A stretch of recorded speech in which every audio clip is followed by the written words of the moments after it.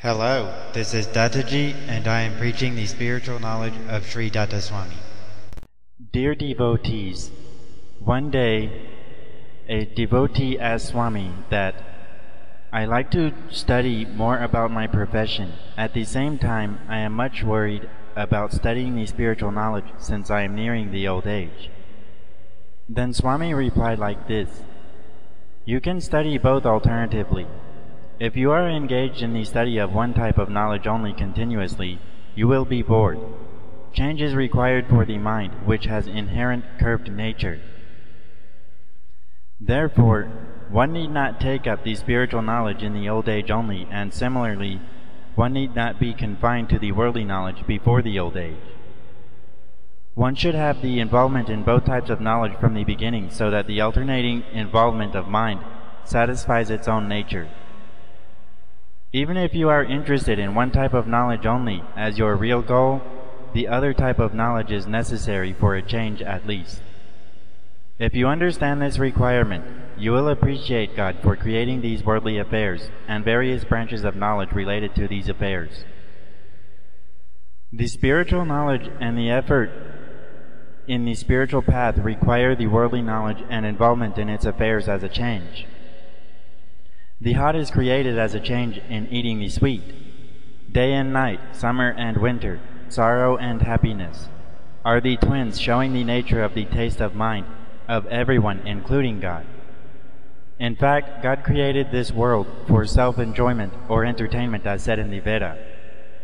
The primary aim of the creation is the entertainment of God. Therefore, the nature of the twins existing everywhere in the creation directly reflects on the inherent taste of the God. The taste of the soul is also similar, which is secondary. Therefore, there is nothing in the creation that is unnecessary or unwanted for the soul or God. The soul rejects some item of the creation due to ignorance only. In fact, ignorance itself has its own utility. Knowledge and ignorance are twins. In the continuous stream of knowledge, a break by ignorance gives a change for the continuity. A change is a point of rest. After the rest created by ignorance, the knowledge appears with reinforced shining and is relished very much. Thus, if you do not reject any item or concept in the creation, thinking that it has some utility unknown to you, God will be pleased with you, because you have appreciated His creation in toto everywhere. If an engineer constructs a big palace, and if you appreciate every inch of it, the engineer is extremely pleased. Therefore, there is nothing to leave or to be criticized in this divine creation of God. If you reject or hate somebody in this creation, God is annoyed with you. It is foolish to think that you can please God by leaving something or somebody. That something and that somebody are the creation of the God only. If you reject anything or anyone here, you are insulting the Creator. You love the Creator without hating any part of the creation. Imagine that you are a servant of the producer and director of a film. You have accompanied him to see the film along with him. You appreciate each scene of the film, and by this, he is also pleased with you. You are deeply immersed in the cinema, and suddenly he wants to leave the hall along with you. You must leave the entire film and should accompany him, proving your unchallenged love and loyalty to him. You are proving here that your bond with him is beyond your bond to the entire cinema. This is a specific occasion in which your boss is competing with his own creation. In this situation, you are rejecting the entire creation. This is a test of God for you. You need not bring the philosophy of this situation while you are enjoying the cinema with him. Therefore, love the entire creation without rejecting or hating anything and anybody. The reason for your love to the entire creation is your love to the Creator. You are seeing the Creator everywhere in this creation, and therefore you love the entire creation.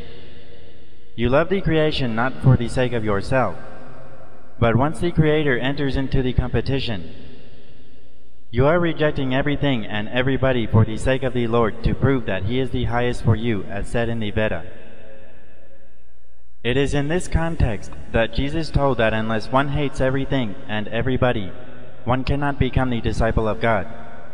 You should not extend this concept throughout your life and be rejecting everything and everybody for the sake of God. You should prove your attachment to God and detach to the world when the context comes. Your bond with creation should be strong so that you can prove that you can break even the strong bond for the sake of the God. The strength of the bond in the world is a measure of your love to God, which is proved in the context.